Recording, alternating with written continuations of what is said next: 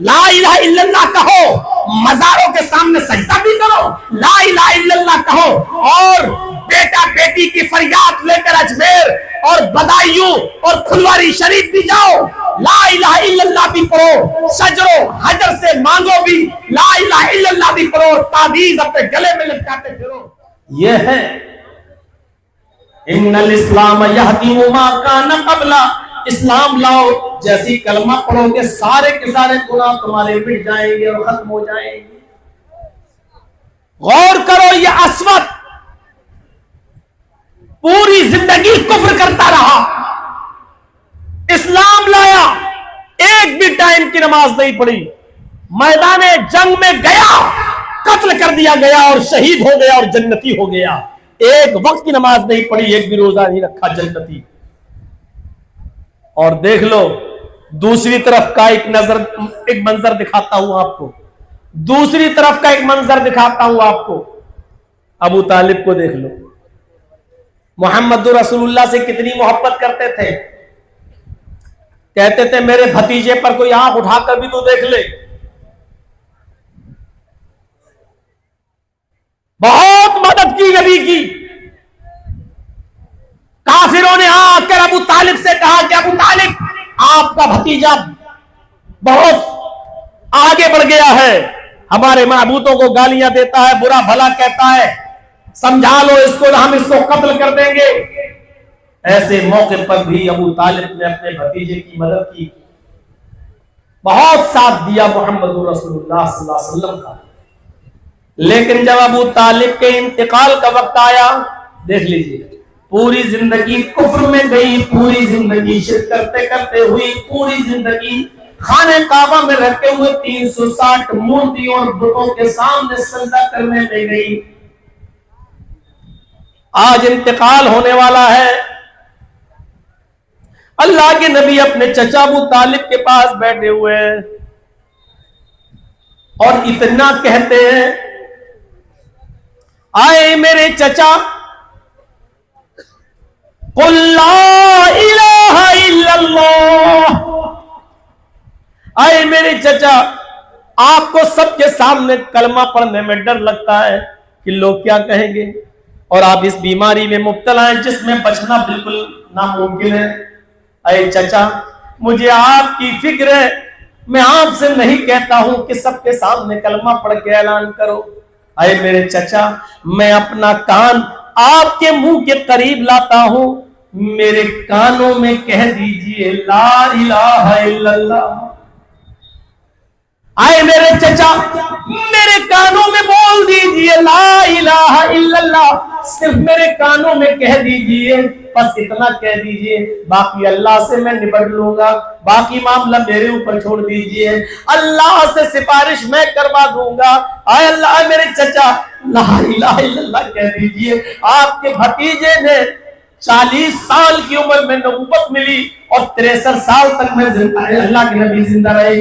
آئے میرے چچا، نبوت سے لے کر اب تک میں نے لا الہ الا اللہ کی طرف لوگوں کو بلایا ہے۔ آئے میرے چچا، آپ نے میری خدمت کی، میری سیوا کی، میری ہیلپ کی، میری مدد کی، میرا بہت تعاون کیا۔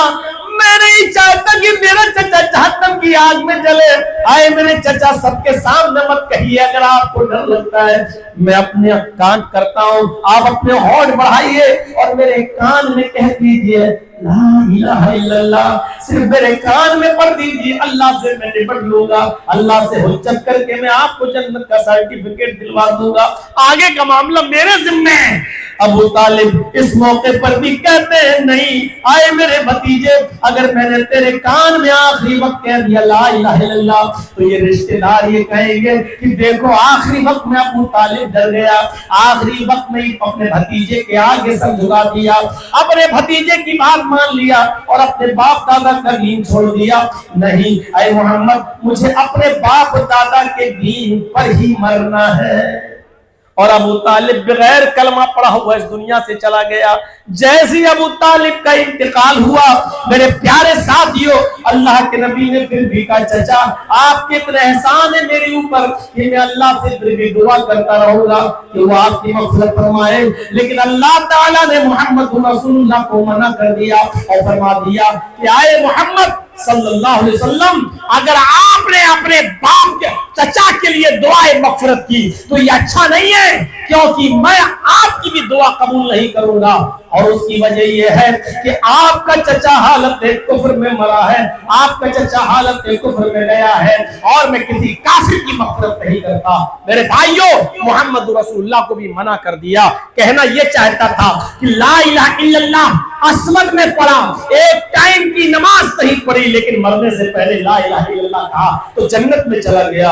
ابو طالب نے پوری زندگی نبی کی خدمت کی لیکن کلمہ نہیں پڑھ سکا, وہ جہنم میں. اندازہ ہو گیا, آئیڈیا ہو گیا لا الہ الا اللہ کی اہمیت کا. سب سے افضل ایمان لا الہ الا اللہ کو سمجھو, اس کے تقاضوں کو سمجھو کہ لا الہ الا اللہ ہم سے کیا مطالبہ کر رہا ہے اور کیا تقاضا کر رہا ہے. لا الہ الا اللہ کہو, مزاروں کے سامنے سجدہ بھی کرو, لا الہ الا اللہ کہو اور بیٹا بیٹی کی فریاد لے کر اجمیر اور بدایوں اور پھلواری شریف بھی جاؤ, لا الہ الا اللہ بھی پڑھو, شجر و حجر سے مانگو بھی, لا الہ الا اللہ بھی پڑھو, تعویذ اپنے گلے میں لٹکاتے پھرو. یہ لا الہ الا اللہ کا تقاضا نہیں ہے. میرے بھائیوں لا الہ الا اللہ پڑھنے والا اس بات کا اقرار کرتا ہے کہ اللہ کے علاوہ مجھے کسی کے اوپر بھروسہ نہیں ہے. یہ لا الہ الا اللہ ہی کی طاقت تھی. یہ غزوہ ذات الرقاع سے لوٹتے وقت صحابہ نے کہا اللہ کے رسول کئی راتوں کے جاگے ہوئے ہیں, جنگ سے لوٹ کے آ رہے ہیں, ہم کو تھوڑی دیر سستانے کا اور آرام کرنے کے لیے موقع چاہیے. اللہ کے نبی ایک گھنے جنگل میں رک جاتے ہیں اور صحابہ سے کہتے ہیں یہی آرام کریے. جس کو جو درخت ملا اس درخت کے پیڑ کے نیچے لیٹ گیا. تھکے ہوئے تھے اس لیے جا کر سو جاتے ہیں سب سارے صحابہ. اللہ کے نبی صلی اللہ علیہ وسلم بھی ایک جگہ ایک درخت کے سائے میں سو جاتے ہیں اور آرام کرنے لگتے ہیں اور اپنی تلوار ایک پیڑ سے لٹکا دیتے ہیں. لا الہ الا اللہ کا معنی سمجھا رہا ہوں آپ کو. میرے بھائیوں یہ اللہ کا پاور کیا ہے, اللہ کی طاقت کیا ہے. ایک اعرابی اور دیہاتی آیا, اللہ کے رسول کی وہ تلوار خود اتارتا ہے, نیچے کودتا ہے, نبی کے پاس آتا ہے, نبی اکرم کھڑے ہو جاتے ہیں, دیکھ رہے ہیں وہ میرے قریب آ رہا ہے. اس نے تلوار سنبھال لی اور کہا من یعصمک من یمنعک منی یا محمد, آئے محمد بتاؤ تمہیں میرے ہاتھ سے کون بچائے گا. اس نے تلوار لی, پوزیشن سنبھال لی. ایک فوجی ہوتا ہے نا, کسی ٹینک پر حملہ کرنا ہوتا تو پہلے اپنی پوزیشن سنبھال لیتا ہے, اس کے بعد میں گولی چلاتا ہے, نشانہ لگاتا ہے. اس دیہاتی نے اپنی پوزیشن سنبھال لی, تلوار اٹھا لی, نبی کی گردن پہ مارنے والا ہے اور سوال کرتا ہے من یمنعک منی یا محمد, محمد تلوار میرے ہاتھ میں, پوزیشن میں سنبھالے ہوئے, بتا تجھے میرے ہاتھ سے کون بچائے گا. اور محمد رسول اللہ نے اس کو لا الہ الا اللہ کا معنی بتایا, کہا اللہ. کیا کہا؟ اللہ. اس نے اللہ کا نام سنا ہے, تلوار چھوٹ گئی. اس زمانے کا کافر بھی جانتا تھا اللہ کون ہے, اس زمانے کا کافر بھی جانتا تھا کہ محمد نے کس ہستی کا نام لیا. ادھر دیکھیے, ان سب لوگوں کو بھگائیے تو جو یہاں کھڑے ہیں سب کو اب سختی سے ہٹائیے, تو نہ سن رہے ہیں نہ پیچھے والوں کو سننے دے رہے ہیں.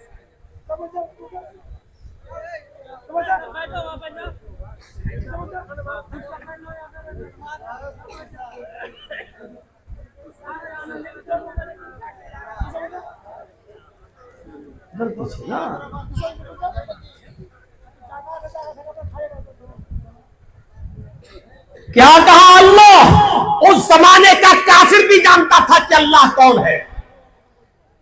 آج کا مسلمان اللہ کے پاور کو نہیں سمجھتا. اذان ہو رہی ہے, اللہ اکبر اللہ اکبر, چائے کی دکان پر بیٹھ کر چائے پی رہا ہے, اذان ہو رہی ہے، اللہ اکبر اللہ اکبر، اللہ کا نام لیا جا رہا ہے، اپنے کھیت جوت رہا ہے، اللہ کا نام لیا جا رہا ہے، اپنی دکان پر بیٹھا ہوا ہے۔ جبکہ مومن کی نشان تو یہ ہے، انما المؤمنون الذین اذا ذکر اللہ وجلت قلوبهم، ارے مومن تو کہتے ہی اسے جب اس کے سامنے اللہ کا نام لیا جائے تو اس کا دل کانپ جائے، اس کا دل تھرا جائے، اس کے دل میں کپ کپی پیدا ہو جائے۔ اللہ کا نام آتے ہی اور سننے کے بعد جس مسلمان کے دل میں کپ کپی پیدا نہیں ہوتی، جس کا دل لرزتا نہیں، اس کے دل میں ایمان نہیں۔ اذان کی آواز سن کر تم دکانوں پہ بیٹھ لیتے ہو، تمہارے کلیجے کیسے برداشت کر لیتے ہیں اس بات کو؟ اذان کی آواز آتی ہے، تم چائے کی ہوٹلوں پہ بیٹھے گپے لڑاتے رہتے ہو، تمہارے کلیجے کیسے برداشت کرتے اس بات کو؟ اذان کے کلمات تمہارے کانوں میں جاتے ہیں، اللہ کا نام تمہارے کانوں میں جاتا ہے، اور تم T20 دیکھتے رہتے ہو، ورلڈ کپ دیکھتے رہتے ہو، میچ دیکھتے رہتے ہو، کیرم بورڈ کھیلتے رہتے ہو۔ ارے یہ زمین پھٹ گئی اور کہیں دھس نہ جاؤ اس کے اندر، یہ ڈر ہمارے اندر پیدا کیوں نہیں ہوتا؟ انما المؤمنون الذین اذا ذکر اللہ وجلت قلوبهم، ارے مومن کی پہچان یہ ہے کہ جب اس کے سامنے اللہ کا نام لیا جاتا ہے تو اس کا دل کانپ جاتا ہے، اس کا دل تھرا جاتا ہے۔ محمد رسول اللہ نے فرمایا، اللہ، اس نے اللہ کا نام سنا، تلوار اس کے ہاتھ سے چھوٹ گئی۔ میرے بھائیوں، یہ ہے لا الہ الا اللہ پڑھنے والے کا پاور۔ جو لا الہ الا اللہ پڑھ لیتا ہے وہ اس بات کی گارنٹی دے دیتا ہے کہ اب میں اللہ کے علاوہ کسی سے نہیں ڈرتا، نہ میں دشمن سے ڈرتا، نہ اس کے ہاتھ کی تلوار سے ڈرتا، اور میں کسی اور پہ بھروسہ بھی نہیں کرتا، صرف اللہ کی ذات پر بھروسہ کرتا ہوں۔ یہ ہے لا الہ الا اللہ کا معنی، یہ ہے لا الہ الا اللہ کا مفہوم۔ چلیے، لا الہ الا اللہ پر اتنا کافی، ابھی چلے تو بہت آگے بڑھ جائے گا معاملہ، صرف لا الہ الا اللہ پر پوری تقریر ختم ہو سکتی ہے۔ لا الہ الا اللہ کا اس معنی کو آپ غور سے سنیے۔ ایک صحابی میدان جنگ میں کافر سے لڑ رہے، لڑتے لڑتے جیسے اس کے اوپر غالب آئے اور اس کافر کو مارنا چاہا، تلوار اٹھائی، اس کو مارنا چاہا۔ بھائی جنگ میں تو یہی ہوتا ہے، یا تو تم مجھے مارو یا میں تمہیں ماروں۔ غالب آ گئے اور اس کافر کو مارنا چاہا، اس کافر کی زبان سے اس نے تلوار زمین پر پھینک دی، کافر نے تلوار زمین پر پھینک دی، اپنے دونوں ہاتھ بلند کر لی اور کہنے لگا، اشہد ان لا الہ الا اللہ وان محمدا عبدہ ورسولہ، میں گواہی دیتا ہوں اللہ کے علاوہ کوئی معبود نہیں اور محمد اللہ کے رسول ہے۔ یہ صحابی کہتا ہے، میں اس کو مارنے آیا اور اس نے کلمہ پڑھ لیا۔ اچھا، جب دیکھا کہ مرنے والا ہوں تو کلمہ پڑھ لیا، جب دیکھا کہ میں اس کے اوپر حاوی ہو گیا، یعنی موت سے بچنے کے لیے کلمہ پڑھ رہا ہے، لے کے اس نے پیٹ میں گھونپ دی تلوار اور اس کو مار ڈالا۔ یہ خبر جب اللہ کے نبی جناب محمد رسول اللہ کو ملی تو نبی اکرم نے اس صحابی کو بلایا اور کہا، میں نے سنا ہے کہ تم نے اس کو قتل کر دیا۔ فرمایا، ہاں، میں نے سنا ہے کہ مرنے سے پہلے اس نے کلمہ پڑھ لیا تھا، لا الہ الا اللہ کہہ دیا تھا۔ صحابی نے کہا پھر تم نے اس کو کیوں قتل کر دیا؟ لما قتلتہ، پھر تو نے اس کو کیوں قتل کر دیا؟ اس نے کہا، صحابی نے، اے اللہ کے نبی، جب اس نے دیکھا میں تلوار لے کر اس کے پاس آ گیا اور مارنے ہی والا ہوا، تب اس نے تلوار پھینک دی اور کلمہ پڑھ لیا۔ اس نے موت کے ڈر سے کلمہ پڑھا، اس لیے میں نے مار دیا۔ آپ نے پوچھا، تمہیں کیسے پتا کہ اس نے موت کے ڈر سے پڑھا یا اللہ کے ڈر سے پڑھا، موت کے ڈر سے پڑھا یا جہنم کے خوف سے پڑھا؟ یہ بات تم نے کیسے جان لی؟ تمہیں کیسے معلوم ہو گیا؟ اشققت قلبہ، کیا تو نے اس کے دل کو پھاڑ کے دیکھ لیا تھا؟ کیا تو نے اس کے دل کو پھاڑ کے دیکھ لیا تھا؟ اس صحابی نے کہا نہیں۔ فرمایا، قیامت کے دن تم اس لا الہ الا اللہ کو کیا جواب دو گے؟ یہ شخص جو مارا گیا قیامت کے دن لا الہ الا اللہ پڑھتے ہوئے اٹھے گا، تم اس کلمے کو کیا جواب دو گے؟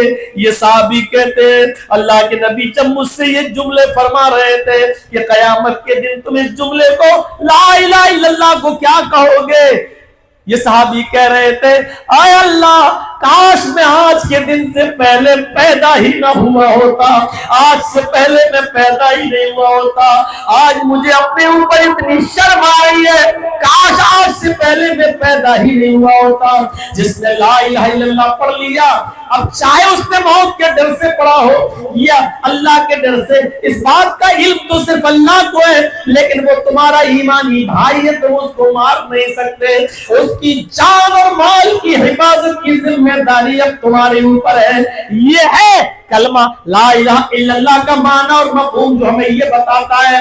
تو افضلھا قول لا الہ الا اللہ، سب سے افضل ایمان کی برانچ اور شاخہ یہ ہے کہ تم لا الہ الا اللہ کہو، اس کے معنی اور مطلب کو سمجھو، یہ سب سے افضل ہے۔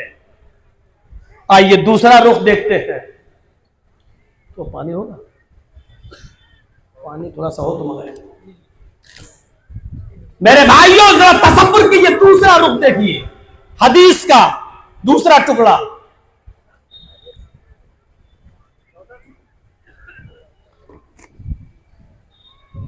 اور سنیے گا بہت اچھی چیز، یہاں تو اللہ کے بارے میں بتا دیا حقوق اللہ، اب آئیے حقوق العباد، دوسرا ٹکڑا اماطۃ الاذی عن الطریق، راستے سے تکلیف دہ چیز کو ہٹا دینا، یہ بھی ایمان ہے۔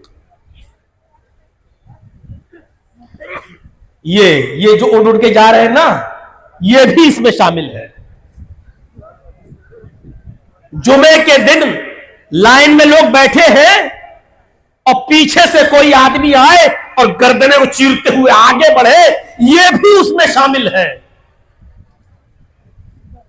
کسی کو تکلیف دینا اس میں شامل ہے۔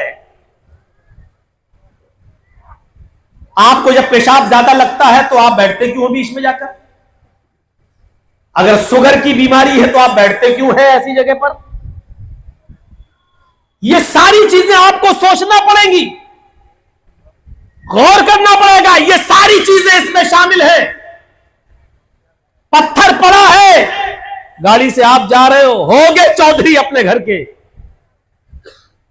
ہوگے مکھیا اور سرپنچ اپنے گھر کے، اگر راستے میں پڑے ہوئے پتھر پہ نظر پڑ گئی تو گاڑی روکو اور ہٹاؤ،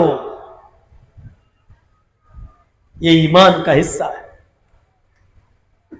اور ایک بات یاد رکھیے گا، پوری ذمہ داری کے ساتھ کہہ رہا ہوں اس بات کو، راستے سے تکلیف دہ چیز کو ہٹانا، کانٹا ہٹانا، پتھر ہٹانا، کیلے کا چھلکا ہٹا دینا، گندگی ہٹا دینا، جس طرح یہ ایمان کا حصہ ہے اور ثواب کا کام ہے، اسی طریقے سے راستے میں کیلے کا چھلکا پھینکنا، راستے میں کانٹا ڈالنا، راستے میں کوڑا پھینکنا، راستے میں تکلیف دہ چیز کو پھینکنا، یہ اسی طریقے سے گناہ کا حصہ ہے، اور ہم ایسا کرنے والا گناہ گار بھی ہوگا۔ اگر ہٹانا ثواب ہے تو ایسا کرنے والا گناہ گار بھی ہے۔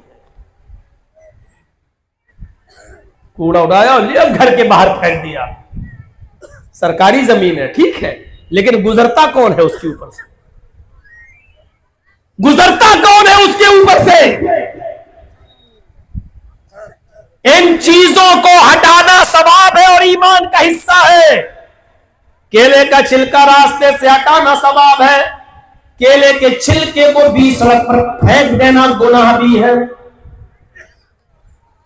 یہ نہ دیکھو کہ سڑک سے کون گزرتا ہے، جو بھی گزرتا ہے وہ انسان ہی ہے۔ ہم کہہ رہے ہیں انسان نہ صحیح جانور ہی گزرے تو کیا وہ نہیں پھسل سکتے ہیں؟ اسلام کے اندر تو جانوروں کے بھی حقوق ہیں۔ اسلام نے تو اتنے حقوق بیان کیے ہیں کہ مولانا جرجی صاحب اپنے 1.5-2 گھنٹے کی تقریر میں اس کا احاطہ نہیں کر سکتے ہیں۔ اگر آپ کا گھوڑا 50 کلو کا ہے تو اس کے اوپر کتنا سامان لا دیں گے؟ آپ کا گھوڑا 60 کلو کا ہے تو آپ اپنے گھوڑے پر کتنا سامان لا دیں گے؟ آپ کا گھوڑا 100 کلو کا ہے تو آپ اس کے اوپر کتنا سامان لا دیں گے؟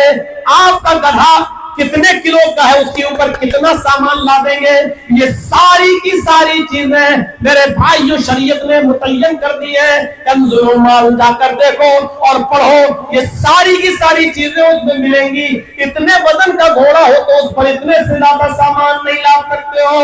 इस्लाम ने तो जानवरों तक के हुकूक बयान कर दिए, फिर इंसानों के हुकूक क्यों नहीं बयान करेगा?